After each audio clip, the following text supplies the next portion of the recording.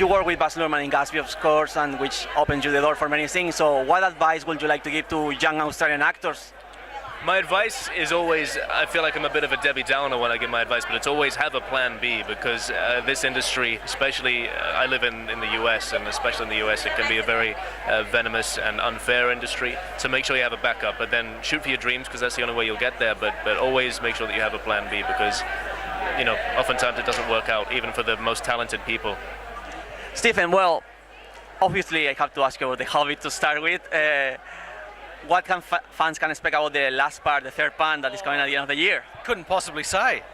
Everyone knows that there's a big battle at the end of the last one, Battle of Five Armies. So it's going to be epic because it's Pete Jackson's last battle. So yeah, we did a lot of work, we did a lot of training, we did a lot of fighting. So that's going to be the main part of it.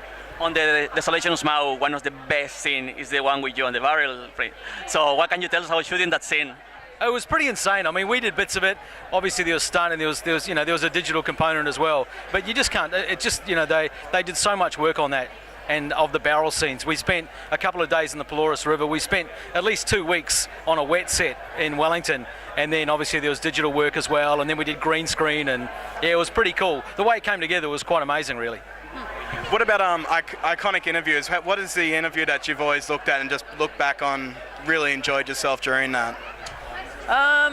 Oh geez, I mean, nothing groundbreaking. I always enjoyed when Will Ferrell was on, and people like Eddie Izzard. Actually, I would say Billy Connolly was on, and it was meant to go. The interview was meant to go for 7 minutes, and it went for 20 by accident, but it did, and we didn't repeat ourselves. And then I interviewed him for radio the next day, and then did an hour special with him for something else that same day, and we didn't cover the same topic twice in all those 3 interviews. And to feel that I held my own against a comic great like him, I feel very pleased with myself.